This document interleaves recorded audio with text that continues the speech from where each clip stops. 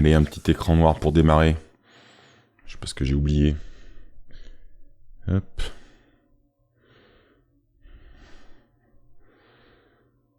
Tout va bien? Tout le monde est en forme? Ouais, c'est là où j'ai un petit souci. Qu'est-ce que ça dit? Hop.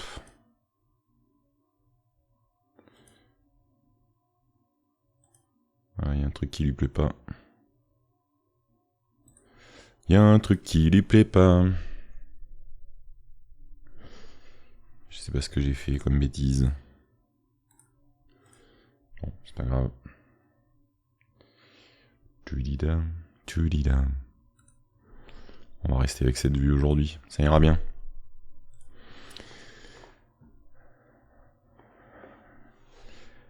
Alors, que je fasse un petit tour là. Tant que j'ai pas le double écran, c'est toujours aussi la cascade pour regarder un peu tous vos messages. Je vois qu'il y a de la foule, c'est bien.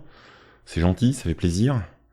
Donc salut Trégui, salut Gouze, salut Stéphane, salut Fixelab, salut Kios, salut Ali, salut Messire Mathieu. Et voilà. C'est quand les vacances? C'est une bonne question. Mais écoutez, j'espère que vous avez passé un bon week-end. Moi, c'était bien chargé avec l'anniversaire du fiston en famille. J'aime bien, mais ça fait toujours un peu de monde et un peu de choses à gérer. C'est très bien. Avant qu'on commence, c'est un message personnel à faire passer. Je suis sûr que nombreux sont les gens dans le chat qui ont quelque chose à dire. Je voulais saluer une fois de plus. Habituellement, certains d'entre vous ont l'habitude de passer du stream d'Olivier au stream ici sur Calme. Et ça fait quelques temps que Olivier nous fait quelques petits messages. Je ne creuserai pas dans les détails de sa vie privée, sauf si il veut en parler. Mais mes DM, ma visio et mon téléphone lui sont grands ouverts. Je voulais faire un énorme bisou à Olivier, quel que soit le moment difficile que tu sembles être en train de vivre. Eh bien, sache qu'on est nombreux et nombreuses à penser à toi. Donc je t'envoie plein de bisous. J'aurai l'occasion, j'espère, de te transmettre ça de vive voix très bientôt. Voilà, je voulais commencer par ça d'abord, avant d'enchaîner avec ce que je voulais évoquer avec vous aujourd'hui. Voilà. Alors, et nous avons aussi Don Rakis qui vient d'arriver. Posez-vous, installez-vous. On va voir, hein. J'ai dit que j'avais pas de feu d'artifice pour fêter les 4 ans de Calme, mais ça veut pas dire que j'ai pas du contenu et que je suis pas capable de déraper un peu plus long que habituellement. Ah oui, voilà ce que je voulais vous... Alors, je vais pas vous le partager directement, je vais vous faire un petit résumé. Je l'ai fait, alors c'est l'occasion pour moi de vous rappeler, pour ceux qui ne nous ont pas rejoints, si vous le souhaitez, vous pouvez toutes et tous nous rejoindre sur le Discord de Calme, où on papote de plein de sujets, et notamment pour les 4 ans, le jour J, j'ai fait un espèce de petit bilan que je vais essayer de retrouver vite fait, parce que j'ai trouvé ça rigolo. Je suis allé creuser en fait un peu l'historique. Donc pour celles et ceux qui n'étaient pas là à l'époque, tout a commencé, alors il y a déjà un moment, avec les petites vidéos que je faisais sur ma chaîne YouTube, et notamment tout ce que je m'amusais à faire parce que je savais qu'il y avait des choses qui avaient un lien avec Mixtin et les ateliers qu'on faisait avec les enfants, mais pas que. Donc j'ai commencé à faire toutes ces petites vidéos de partage et autres, et il se trouve que, comme tout le monde, le confinement et le Covid sont passés par là, et j'avais attaqué un truc, alors je voulais voir la date, la première. J'avais attaqué une série qui s'appelait ConfiNews. C'était les news tech pendant le confinement. Voilà, c'était ConfiNews. Je sais pas si j'ai tout sauvegardé, j'ai eu un doute en regardant, donc si quelqu'un s'en rappelle, je veux bien que dans le chat vous me le mettiez, mais... alors, je vais essayer de retrouver ce que j'avais sous la main là, quand j'ai regardé l'autre jour. Où est-ce qu'elle est cette petite playlist? Non, il y a tout sur ma chaîne YouTube, hein, bien sûr. Voilà, ConfiNews, j'ai fait une petite playlist quand même. Alors j'ai paumé le numéro 1, je sais pas ce que j'en ai fait. Et je suis un peu étonné, j'avais dû attendre le deuxième confinement, puisque je vois que la première vidéo elle date du 4 novembre 2020. Et donc j'en aurais fait... Alors la première que j'ai posée, qui était le numéro 2, date du 4 novembre. Et j'en faisais super régulièrement, voire plusieurs par jour. Et j'en ai fait 9 avant d'attaquer ce que j'ai décidé d'appeler, comme à la maison, calme. Ouais, alors après on peut dériver sur tout ce qui est bouffe. Hein. Ouais, il s'en passe des choses en 4 ans. Et donc je faisais comme là, j'utilisais Twitch pour faire la partie live et puis après, eh ben je mettais ça sur YouTube. Donc c'est là où je sais pas si j'ai... Ouais, on verra.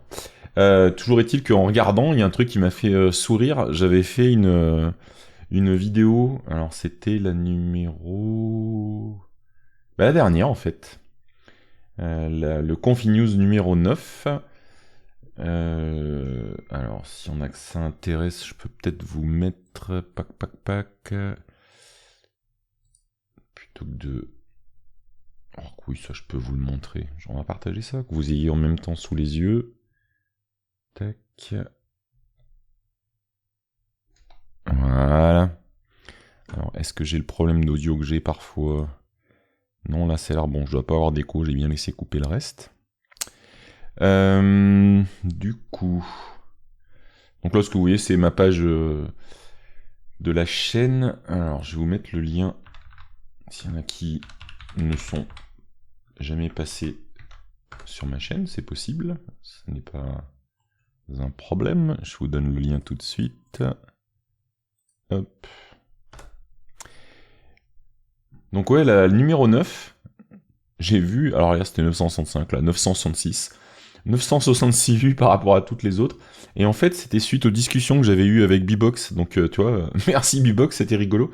Où tous les deux, on s'était... Alors, il m'avait présenté Shaper 3D, cette application de modélisation 3D sur iPad que je trouve toujours géniale. Hein. J'ai repris une licence il n'y a pas longtemps grâce à mon fils.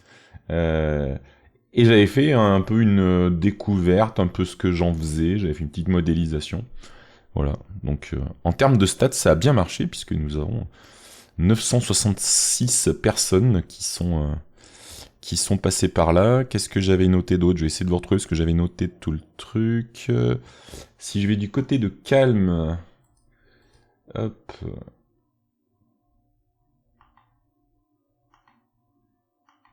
Alors... Tac... Est-ce que je peux... Non, il va pas me permettre de trier... Si, on va faire comme ça. Il n'y a pas le nombre de vues, je peux pas trier sur le nombre de vues. Ouais, si. Donc je crois que je vais mettre 200.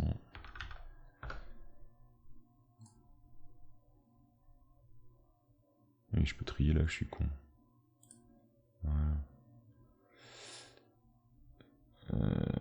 Donc là, oui, c'est mes autres vidéos d'il y a longtemps. Donc vous voyez, c'est toujours rigolo de voir que... Je vous montrerai le reste des stats. Hein. Une de mes vidéos les plus vues, là j'en suis à plus de 15 000 vues, c'est ma découverte de la carte microbit V2. Juste derrière, on a une vidéo que j'avais fait sur l'utilisation d'un outil qui s'appelle RCCPY, qui permet de visualiser un téléphone Android sur votre machine avec un script Python. Et ma vidéo sur la découverte du Raspberry Pi 400, qui paraît un bon chiffre. Et puis coller derrière les premiers pas M5 Stack. Donc c'est mes... Voilà, 1, 2, 3, on va dire 4 vidéos. Alors celle-ci est largement en tête à 15 000, là, mais les autres autour de 8 000, c'est assez marrant. Et voilà, je sais pas pourquoi, il y a des vidéos des fois de calme. Alors, je vais pas dire de bêtises, mais en moyenne, on est sous les 200 vues en replay, c'est pas énorme. J'ai un petit peu moins que ça en replay aussi côté Twitch directement. Je laisse le choix aux gens d'aller faire le replay où ils veulent. Mais j'ai quand même le numéro 78, qui avait atteint presque 4500 vues. Et c'était une session de coding où j'avais fait du Particube et du 3JS. Et après, oui, ça redescend assez vite, on est à 2000, un peu moins de 2007. Celle sur l'émission où il y avait eu le Flipper 0. Voilà, donc comme ça vous donne une idée. Puis après, il y a d'autres vidéos là que j'ai laissées là qui se sont intercalées au milieu. Donc voilà, je trouve ça rigolo, personnellement. Je n'en tire pas spécialement de profit comme d'habitude, mais moi je trouve que c'est marrant de savoir ce qui dans le temps intéresse les gens. Si je regarde, vous voyez ici nous sommes pour la transparence. Si je fais l'analytics, tac. Alors si je vous montre par exemple en termes, il n'y a pas que ça hein, qui est, il veut pas me montrer mieux. Hop, on va faire lifetime. Oui, alors la première, vous l'oubliez. C'est une vidéo que j'avais fait, qui serait pas possible aujourd'hui hein, d'ailleurs. Si quelqu'un sait comment les mécaniques de droit à la reprise sont respectées par YouTube aujourd'hui, j'ai jamais pu depuis. J'ai 25 000 vues qui se baladent sur une reprise de Renault, c'est toujours marrant. Et vous voyez ce que je vous disais, derrière, on va se retrouver avec la... Oh, il me laisse ce tips là au milieu là. La carte microbit, pareil, donc c'est sur Android, on voit les stats comme ça. Et si je prends, on va dire sur cette année, qu'est-ce qui a fonctionné cette année? Alors j'ai toujours, vous voyez, mon petit trio de tête qui se balade, hein, les premiers pas M5 Stack, la microbit V2 et la vidéo sur SRCPY. Ça me fait dire que je touche plus de gens quand je prends le temps aussi de faire une vidéo dédiée à un sujet en dehors de Calm, donc je devrais peut-être faire un peu... Il fait soleil à Dubaï, ouais. Je suis pas sûr. Je suis pas sûr. Oui, je suis un influenceur TikTok. Je l'avais déjà montré ça, le nombre de millions de vues que j'avais sur TikTok sur une vidéo ou deux, c'était rigolo. Et cette année, celle qui a bien marché en Calm, c'était quand j'avais fait du Calm Gaming avec le jeu Greyhack. Vous savez, qui simule un univers où on peut faire du hacking. Et visiblement, ce qui avait marché après, c'était une émission sur... On avait parlé beaucoup de domotique. Oui, après, c'est mes autres vidéos qui sont toujours là. Et après, voilà, on rechute sur des valeurs qui sont plus basses, plus classiques. Puisque le Calm 149, voilà, avec 517 vues. Je sais pas si je peux faire par playlist, je dois pouvoir. C'est possible, ça? Si je fais la playlist de Calm... Calm tout court, là, tac. Hop, normalement il filtre que lui, voilà, c'est ça ce que je voulais vous montrer. Et je peux pas refiltrer derrière, oh c'est dommage ça. Bon, tant pis. Donc vous voyez, le 30 novembre 2020, la première émission Calm en tant que telle. Ah si, j'ai des analytics juste sur la playlist, pardon. Si, c'est possible. Donc c'est rigolo de voir ça. Sur les 28 jours... Je sais pas comment il comptabilise. Your top content, mais il me dit 2 vues. Enfin bref.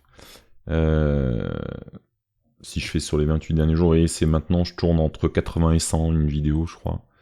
Et si je fais sur l'année... Qu'est-ce qu'il va me montrer sur l'année? Mais c'est classé quoi? Ah non, c'est View from the playlist et Total View. Ok, c'est ça qui valait pas tout à l'heure. On va classer par Total View. Voilà, une fois étalé sur l'année, on a quelques nombres un peu plus gros, et après, voilà, les vidéos tournent autour d'une centaine de vues une fois que ça se stabilise dans le temps. Je peux pas avoir le détail des suivantes? J'aurais voulu avoir les suivantes, non? Bon. Donc voilà, je voulais vous faire un petit peu les petites stats de l'émission où vous me faites la gentillesse de passer. Et puis on va présenter rapidement les petits sujets que j'avais aussi préparés quand même. Je vous avais préparé 3-4 petites bricoles. Il y a un terminal que je veux absolument essayer, que j'ai pas eu le temps, qui s'appelle Rio Terminal. Si je vous en parle, c'est absolument pas par hasard. C'est Will McGann, je sais jamais son prénom ou son nom malheureusement, mais c'est l'auteur principal autour de les librairies Rich et Textual en Python, que j'aime beaucoup, et qui parlait du Rio Terminal. Donc j'ai pas eu le temps de l'essayer, donc je vous en reparlerai. À l'install, je crois qu'il n'y a rien de super compliqué. Il doit y avoir un brew install avec un tiré casque, c'est bon. Donc ça le fera. Et tac, ils disent qu'il y a des modes où on peut récupérer des compatibilités avec Kitty. Enfin, il y a pas mal de choses assez sympathiques. Mais je pensais qu'il y avait plus de showcase. Voilà, après il y a une vidéo qui montre comment il fonctionne. Donc je vous dirai ce que ça vaut, parce que j'aime bien de temps en temps tester des terminaux, un petit peu de changer un peu du iTerm classique que j'utilise sur macOS. Donc je voulais vous partager cette petite news. Dans les petites news, je me permets, et je pense que Olivier n'y verra pas d'inconvénient puisque je le fais régulièrement. Je trouve super intéressant si vous n'êtes pas abonné sur les différents réseaux sociaux au compte d'Olivier. En plus de ce qu'il intervient couramment, il fait, je crois que c'est une fois par jour, il met une petite news sur un sujet tech et là j'ai noté qu'il y avait une nouvelle bibliothèque qui s'appelle Alamo Fire, qui est écrite en Swift, donc le langage que vous allez utiliser généralement quand vous développez une application, alors soit pour macOS, soit pour iOS et iPadOS, et qui permet de gérer de manière un peu smart les requêtes HTTP. Donc là, il cite le fait qu'il y ait de la gestion dans l'authentification, qu'il y ait des facilités pour l'upload-download multi-format, qu'il y ait du chaînage de requêtes-réponses. Donc c'est un chouette framework. Je peux vous mettre le repo GitHub, mais si vous avez la news, vous pouvez enchaîner dessus. Voilà, je trouve ça sympa, ils appellent ça Elegant Networking, j'aime beaucoup leur petit logo en plus. Donc pour ceux qui... Ah, authentification, c'est toi, ça te réveille dès que je dis authentification. Authentification, et hop, Mathieu apparaît. Donc voilà, pour ceux qui ont déjà fait... c'était mon cas, là, je vous en avais parlé, je crois que c'est cet été, j'avais fait quand même pas mal de choses autour de Swift, et puis les galères de machine ont fait que... Bon voilà, quand j'ai pas de place sur le disque, c'est compliqué d'avoir aussi un environnement pour développer en Swift. Je pense que ce sera chose bientôt réglée. Dans les petites news d'actualité qui ne vous apportent rien de précis, ni qu'il y aura probablement des émissions avec un cadre qui va changer dans les semaines à venir. J'ai quand même fait un achat pour le Black Friday. Je me suis enfin payé un bureau assis debout. Je vous ferai un retour dès que je l'aurai testé et essayé. J'ai pris un FlexiSpot, ils avaient vraiment des super prix et c'est quand même du bon matériel.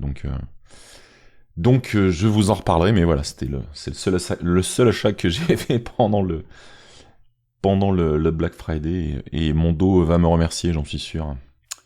Donc voilà, Alamo Fire, une librairie pour faire de l'elegant networking in Swift.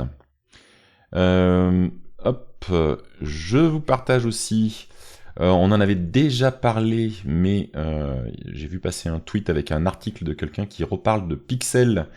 Vous savez, Pixel, c'est ils appellent ça un retro game engine pour Python. En fait, un peu dans l'esprit des Pico 8, vous allez avoir tous les outils dans ce framework pour développer des jeux, gestion sprite, un peu de gravité, enfin tous les éléments, sauf que l'objectif, c'est de fonctionner avec une palette de 16 couleurs. Il y a des banques d'images déjà pré-contraintes. Il y en a 3 qui font 256 par 256. Il y a 8 tilemap de 256 par 256. Le son est limité à 4 channels avec 64 sons possibles. Enfin bref, c'est comme le principe des Pico 8. Moi j'aime bien ces trucs-là et j'avais pas eu le temps de trop m'y intéresser à part quand je vous en avais parlé. Je pourrais retrouver d'ailleurs dans quelle émission on en avait parlé. Mais j'ai pas trop codé avec et c'est un tort parce que je suis sûr que je m'amuserai avec, donc je vais... C'est ça, c'est quand on sera à la retraite, Sylvain, comme ça on aura le temps de jouer. Voilà, du son, des sprites, c'est intéressant. Mais c'est en Python, Aurélie, j'ai déjà parlé, tu vois, regarde. J'ai déjà parlé, on peut en reparler d'ailleurs au passage, et je sais que tu dois la connaître. La librairie, le Game Engine Ebiten, qui est écrit en Go, qui est très très bien. Donc tu peux aussi, tu vois... tes petits sprites de Goferinu pour faire des jeux, tu peux utiliser Ebiten en Go si tu veux pas. Je suis là-dessus justement. C'est vrai, tu fais un peu de Ebiten. Eh ben il va falloir que tu m'en dises plus parce que j'ai fait quelques petits bouts de jeu à une époque avec Ebiten sans aller très très loin et je serais très curieux de voir ce que tu vas nous faire. Bah tiens-moi au courant si tu veux bien. Je suis sûr que ça peut être très sympa. Donc par contre, Ebiten, là, on n'est pas dans le même cadre que Pixel. Là, c'est un vrai game engine. Vous utilisez les pleines capacités de la machine sur laquelle vous êtes. C'est un game engine spécialisé 2D. Hein. Je crois qu'il n'y a pas de primitive 3D. Mais il y a tout ce qu'il faut pour gérer des éléments en 2D. Y compris, bien sûr, je vois qu'il met la mention... la gestion des inputs, que ce soit clavier, souris, gamepad et autres, et la partie audio. Donc amusez-vous avec tous ces frameworks. Moi, celui-là, ouais, ça me parle bien, parce qu'en plus, forcément, quand c'est dans un petit environnement contraint, on arrive à mieux faire les choses. Merci Sylvain de reporter le lien de Ableton, c'est une bonne idée. Donc voilà, je voulais vous parler aussi de Ableton. Et puis, il va nous rester le morceau du moment. Donc je vais vous mettre le lien, même si vous connaissez déjà tous ça. Je suis en train de penser, le truc tout bête, mais il n'y a pas de mode... Ouais, tant pis, c'est pas grave. Hein. Il n'y a pas de mode light, c'est tout du mode dark. Hier a commencé, donc 1er décembre, l'Advent of Code. On en avait parlé l'année dernière, j'avais fait des sessions un peu particulières dessus. On en parle dans la commu calme, je vous remets le Discord que je vous ai mis tout à l'heure. Mais l'année dernière, c'est vrai que assez rapidement, c'était devenu hardcore, donc je sais pas ce que ça va donner cette année. On va voir si c'est complexe ou pas. Mais je voulais quand même vous partager, hier j'ai pris le temps de faire le numéro 1 qui était ça va, pas trop difficile. Et j'ai pas fait le 2 encore, donc je vais vous montrer ce que j'ai fait pour le 1. Donc toujours pareil, il y a une petite histoire qui va cette année tourner autour du Chief Historian, du petit monde du Père Noël, de l'Advent of Code. Et en fait, la problématique que vous allez avoir ici, c'est vous recevez, je vais vous le montrer dans VS Code, hein, les exemples et les données, qui sont quand même juste, voilà, je sais pas si nous ont inventé là. C'est des lignes avec des nombres séparés par 3 ou 4 espaces, je sais plus exactement, je me rappelle plus. Et donc on vous explique, avec toute la petite histoire qu'il y a autour, mais on vous explique quand même les objectifs en termes d'algorithme. On va regarder en fait les deux listes. Ce qu'on cherche à faire, c'est à prendre... Alors ils expliquent qu'il faut prendre par paire les éléments les plus petits de chaque liste. Donc moi je vous le montrerai, j'en ai traduit qu'il fallait déjà trier les deux listes une fois qu'on les a séparées. Et puis en les comparant, vous allez regarder la distance, c'est-à-dire la différence entre les deux éléments. Et vous additionnez le total, vous faites le total de toutes ces distances entre ces éléments. Donc toujours le principe de Advent of Code, on vous donne un input de test, on vous donne une explication déroulée un petit peu de l'algorithme et on vous donne le résultat attendu pour le jeu de test. Et en dessous, on vous donne, là je l'ai plus parce que je l'ai résolu, on vous donne un jeu de données, je vous le montrerai, qui est beaucoup plus compliqué, beaucoup plus compliqué, en tout cas qui a beaucoup plus de données, et potentiellement des cas aux limites au fur et à mesure que les jours avancent. Et vous entrez la réponse, si la réponse est bonne, vous avez le droit, il y a 2 parts tous les jours, 2 parties, part 1, part 2. Et la deuxième partie, c'était un peu sur le même principe, si ce n'est qu'on cherchait à faire un calcul, ils appelaient ça de similarité. En fait, on va regarder en fait chaque élément de la liste de gauche, combien de fois il est présent dans la liste de droite, et on multiplie ce nombre par le nombre de fois où il est dans la liste de droite. Et ça vous donne encore une autre façon de calculer tout ça. Je vais vous montrer un petit peu ce que j'ai fait. Ouais, je suis d'accord avec toi, Stéphane. La difficulté de l'année dernière, elle avait fini par me décourager et me dégoûter, mais je me suis dit, allez, on va recommencer parce qu'on n'apprend pas de ses erreurs. Cette année aussi, je recommence. Et en fait, je me suis dit, cette année, encore moins que l'année dernière, zéro effort. Je m'amuse. J'aime bien me fixer un petit objectif de pourquoi je fais l'Advent of Code et dans quelles conditions. Donc là, je le refais en Python, et je me dis 2 choses. La première, c'est que... est-ce que c'est toujours le cas? Oui. J'ai activé, alors là en l'occurrence Copilot, mais je vais jouer aussi avec CodeStral. Je vais essayer plusieurs assistants de code. Oui, je répète, assistants de code, c'est pas des IA à ce niveau-là. Donc je vais activer des assistants de code, je vais les laisser me faire des suggestions ou leur poser des questions en fonction de ce que j'aurai besoin.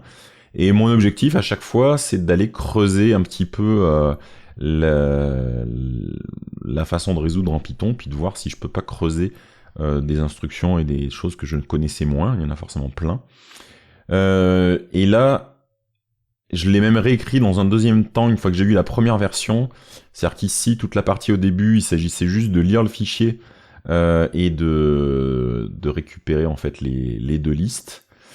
Il se trouve que là, en creusant, alors ça, comment... Ah oui, et j'ai trouvé, en continuant par la suite, que le meilleur moyen de faire la fameuse soustraction 2 à 2 dans les 2 listes, c'est il y a une instruction particulière à Python.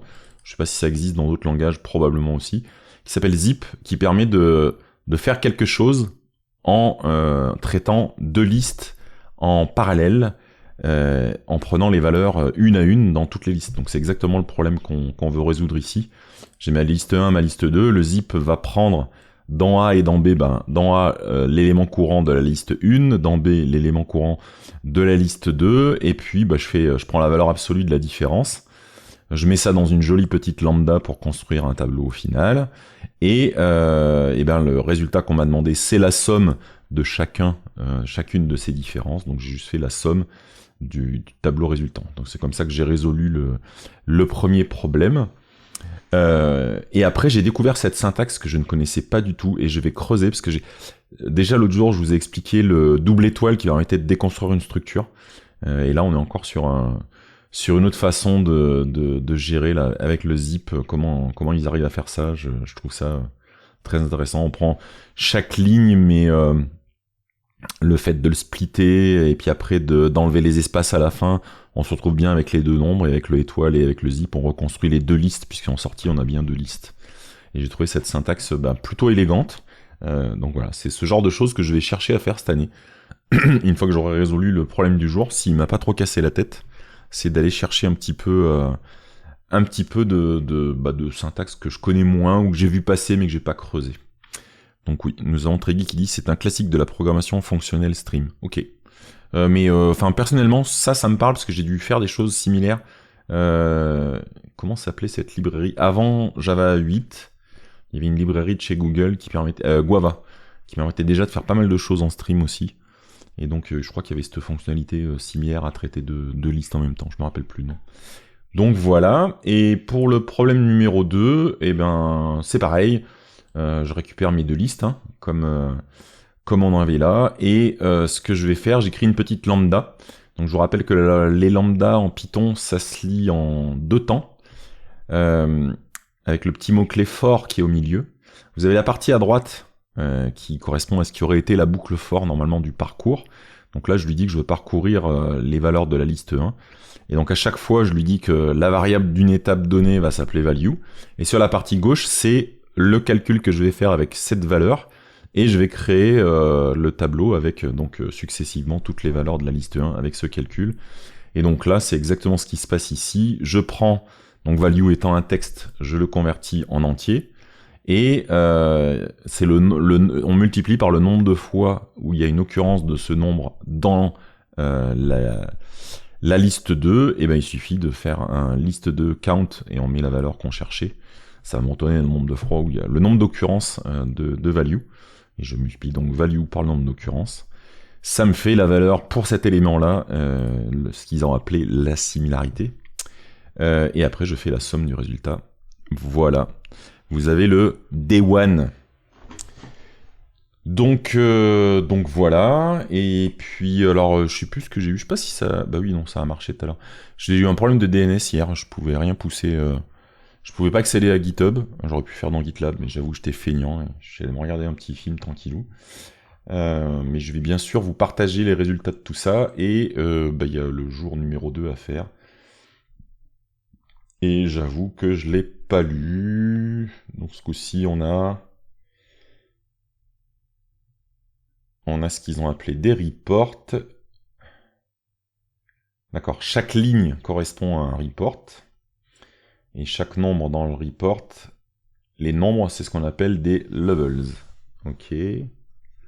Par exemple, là, on a 6 lignes, donc 6 reports, et chacun a 5 levels, ok. Et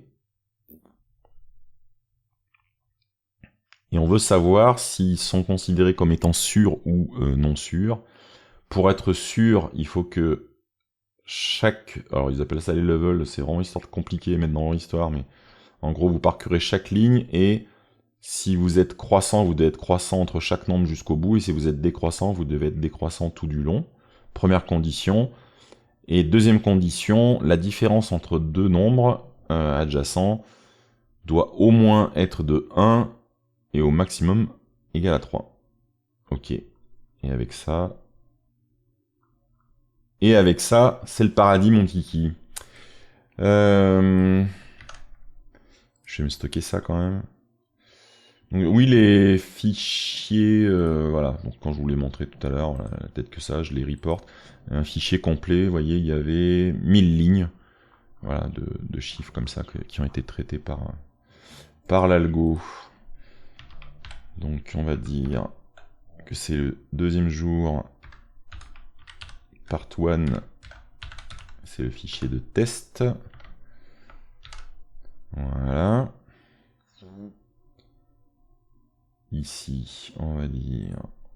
Je vais reprendre la même gueule que ce que j'avais fait le repo l'année dernière. Personne ne s'était évanoui que j'ai fait ça, donc on va continuer. Voilà. La part 2 est un peu relou, nous dit Yodamad. Bah écoute, je verrai si ça me saoule, je la ferai pas. De toute façon, ça va être ça cette année. Je pars du principe qu'il y a un fun autour de l'Advent of Code qui, l'année dernière, a été complètement explosé en plein vol. Donc je compte sur eux pour recoller un peu les morceaux. Parce que franchement, autant ça peut être fun, on avait vachement déliré sur le Discord de Calme, à savoir qui faisait quoi, mais à un moment donné, on a tous souffert et je trouvais ça complètement ridicule. C'est quand même dommage. Je vais pas reprendre le même code, ça sert à rien. On va reprendre juste ça. Oui, j'ai pas encore fait mes petites librairies toutes jolies, machin, on s'en fout. On commence avec le fichier test. Hop. De toute façon, on va pas faire la même chose, puisqu'on va traiter chaque nombre les uns après les autres. On va par quoi comme ça. On va juste se faire une petite liste. On va être gentil, ils ont appelé ça des reports. Non. Oui. C'est les reports, et les autres c'est les levels. Et normalement... non, si je fais un strip dans les lignes... Pourquoi il va à tout me faire ça? Ça je m'en fous, il faut que je fasse un strip plus un split. Quand je travaille, je me mets toujours dans le répertoire, comme ça. Hop, donc je suis avec UV. Hop. Et puis peut-être, voilà, ça fonctionne. Et tant qu'on est dans les choses simples, on reste simple. Voilà, donc c'est ce qui est démontré, c'est que vous prenez vos lignes. Le strip, c'est pour éviter qu'il y ait des espaces. Je sais pas s'il accepterait de tout me splitter proprement. Est-ce qu'il en serait capable? Moi j'aime bien taper comme ça vient sans me poser de questions. Voilà. Donc on a bien à chaque fois les reports. Je vais faire des calculs. On peut faire directement. Je pense. Il va pas gueuler. On va le convertir. Merde. En entier. Toc. Goose en CSS, pourquoi pas? Non, je peux pas lui faire parce que line strip split, ça lui fait trop, c'est ça. Faut que je lui refasse une. Comment je peux lui faire ça? Parce que pourtant c'est bien ce que je vais vouloir, mais il va falloir que je... Oui, parce que à chaque fois ça fait un... Pardon. Je suis nul. Le line strip split, ça me fait un arrêt de chaque truc. Ouais, ça va quand même faire du boxon. On va se le réécrire.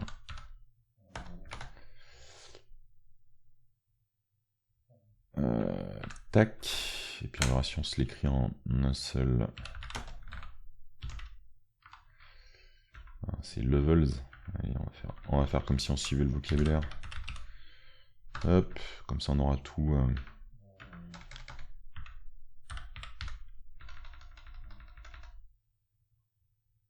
Et non, c'est pas level, je suis bête. À chaque fois.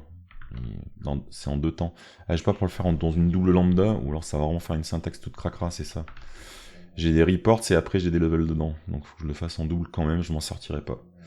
Je m'en sortirai pas comme ça.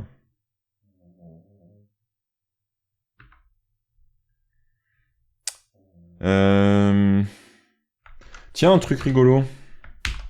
Comment il le ferait, Copilot?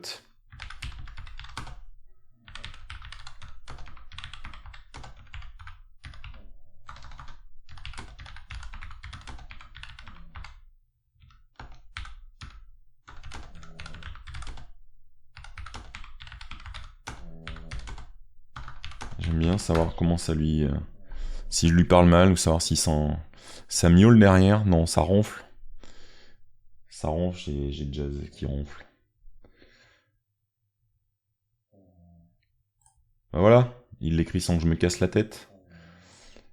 Le premier bout de lambda qui va récupérer chaque ligne et au sein de chaque ligne, on va prendre chaque valeur pour la convertir. Et donc là, on a bien... Hop. Pourquoi le terminal? Voilà. Vous avez bien vos belles listes. C'est joli tout ça. Un chasseur chachant chaché. Et une fois qu'on a nos listes, pour chaque liste, comment est-ce qu'on fait la progression?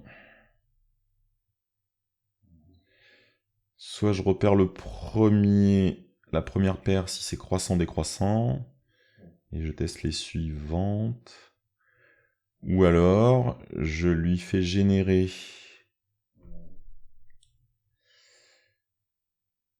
Je peux le faire de deux façons. J'allais dire, je peux lui faire générer un +1, -1, mais j'ai besoin des valeurs aussi. J'ai besoin des valeurs.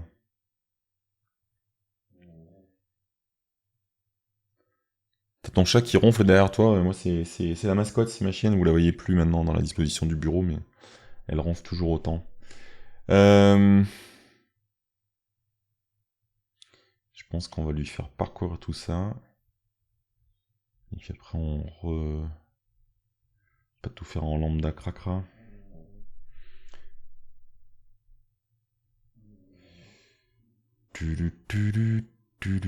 Comment je lui génère? Sous quelle forme il veut le résultat à l'arrivée? On veut savoir combien de reports qui sont safe. Donc en fait, il suffit que je compte quand j'arrive à taper dans du safe.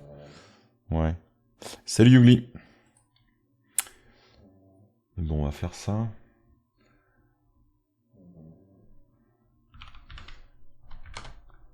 Là-dedans, on se comptabilisera.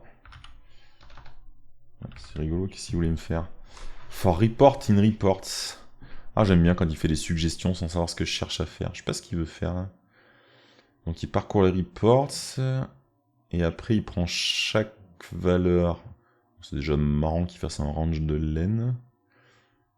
Ouais, c'est quand même étrange. Bref, on va prendre chaque report. Hop. Et on va prendre chaque level. Non, il faut que j'ai les indices à chaque fois.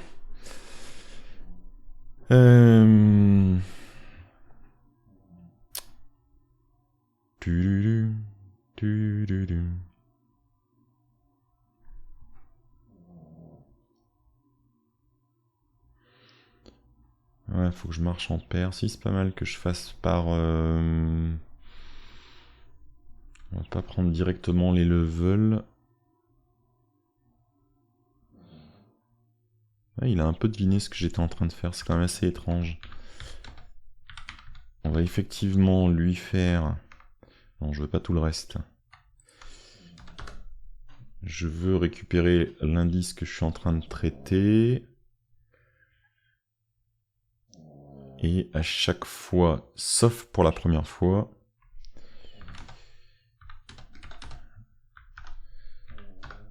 je vais lui dire de prendre la différence. Il faut que je stocke les différences d'une fois sur l'autre, mais je vais stocker la différence entre report de i. Hop.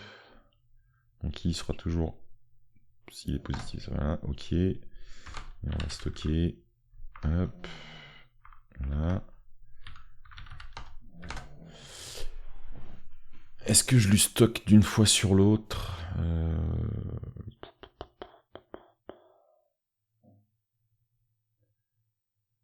Ah, ça va pas le faire. Vaut mieux que je génère une liste des diffs, un petit tableau des diffs en fait. Je suis sûr que ce sera plus pratique et que je le fasse en deux fois. Là, je vais m'embarquer dans des tests là. Dans des tests sans fin.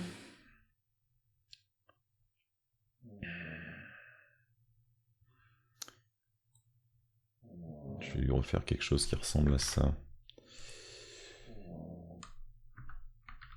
On va voir. J'aime bien voilà, testouiller les choses, comme dirait l'autre. Ouais, mais non, je peux pas parce que si je fais ça... Faut pas que je fasse une lambda. Non, je suis obligé de faire un parcours de tableau. Je suis obligé parce que je l'ai fait 2 par 2. C'est pareil, je dois pouvoir faire un zip là dans l'histoire. Est-ce qu'on peut faire du parcours... un parcours par step Ouais, je peux. Je peux. Je peux. Je sais plus si c'est en Python que ça existe de faire du step là-dessus. Mais c'est quoi quand il y a des valeurs? Je sais plus comment il y a. On va les chercher, on va les demander. On va aller demander à l'ami Google. Il me semble qu'on peut faire des for avec un incrément différent. Voilà, how to loop through a list by 2, ça existe. Ah ouais, en faisant un range comme ça. Dans quel langage on peut faire directement en précisant step en fait? Je suis sûr que ça existe. Et sinon on peut aussi faire zip. Ah bah voilà, c'est ça que je voulais. Si je mets 2 fois la liste... Alors ça, je suis curieux de savoir pourquoi ça fonctionne ça. Ah, on crée un itérable et on pioche les éléments à chaque fois. Ah, c'est pas con ça, j'aime bien ça. J'aime bien ça. J'aime bien. Donc comment ils font? Ils piochent, ils créent un iter. Ok.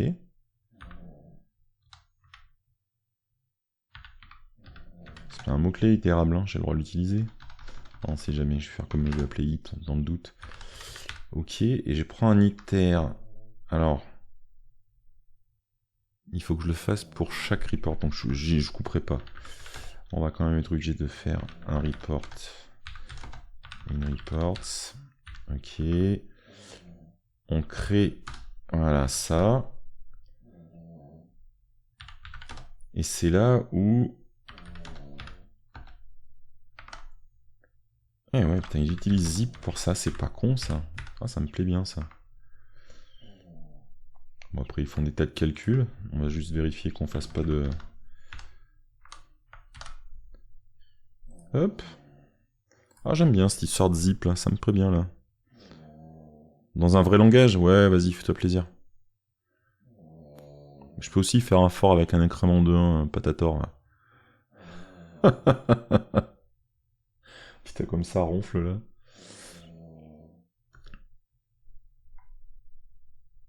Alors, si je prends mes tableaux, j'ai bien le premier tableau, il va faire d'abord 7-6, après 4-2. Ouais, mais après, ça marche pas, ça, son truc. Et il s'arrête là. Non, ça marche pas parce que j'ai un nombre impair. Putain, j'ai pas le choix. J'ai pas le choix, je vous le dis, j'ai pas le choix. T'as une pote vétérinaire?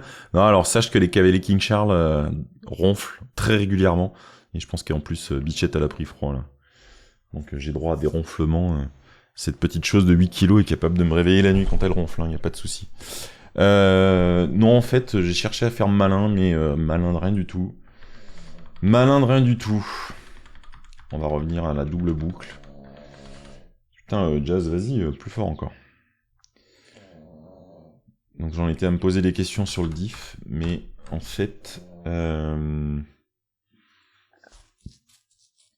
Oh, je peux lui faire un break des... Un break des loops, si on a envie. Ouais, je peux faire ça. Je me dis qu'on peut faire ça.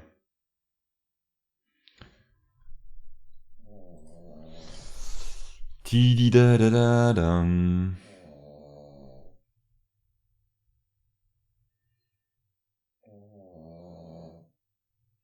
Tididadadam.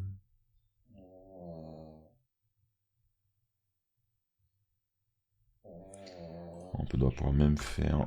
On va écrire comme ça vient.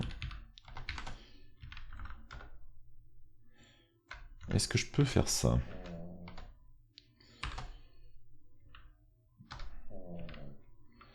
On stocke le différentiel entre l'élément 0 et l'élément 2. Et ici, on part de l'élément 2 et on va jusqu'à la fin. Et à chaque fois... C'est ça. Ça devrait pas être mal.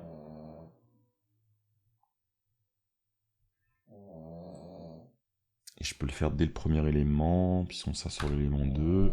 C'est déjà moins bricolette. Faut que je pense à modifier le nom du fichier. Qu'est-ce que j'ai fait? Ah oui. Merci. C'est gentil. J'ai juste pas tapé 2 ici, c'est ça. Merci. Merci Gouze. Mais pas du tout, pas du tout, pas du tout. Allez, stockons, stockons. On verra comment on l'écrit propre après. Et si...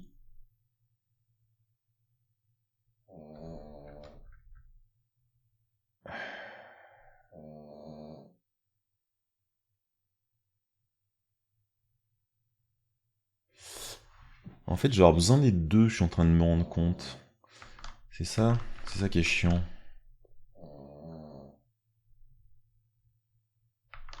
Il faut à la fois que je teste et en même temps...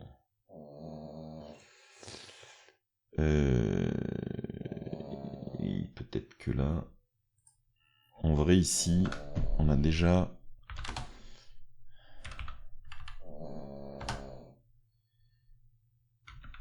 Donc jusqu'à 3...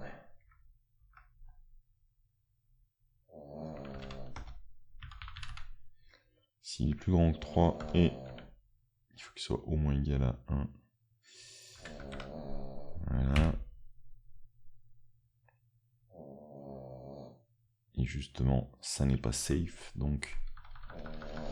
Faisons un break des familles.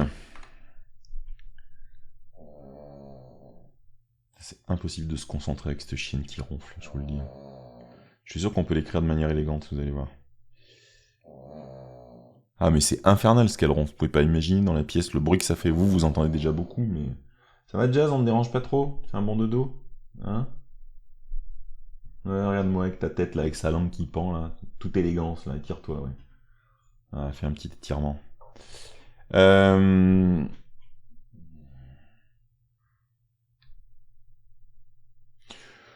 Je ne sais plus, c'est moche de faire des breaks dans des loops, mais je sais plus si ça fonctionne. Tac.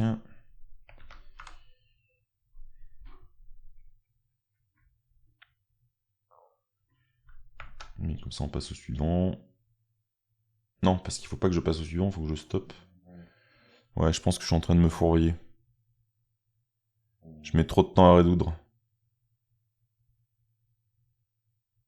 T'imagines l'IA qui cherche à faire le sous-titrage, je suis d'accord, ça doit être une vraie misère. Non, je pense que je m'embarque dans un truc beaucoup trop compliqué pour ce qu'il y a à faire en fait, mais j'aime bien. Je fais des trucs de cochon avec des breaks alors que c'est pas du tout avec ça qu'il fallait que je parte. Ah, ça m'agace. Ça m'agace. Ça m'agace, ça m'agace, ça m'agace.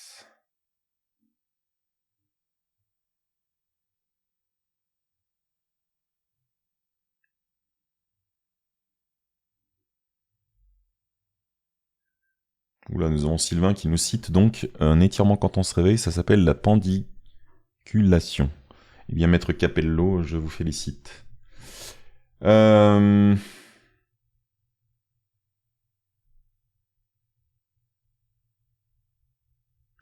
me fourvoie, mais d'une force là, je sens.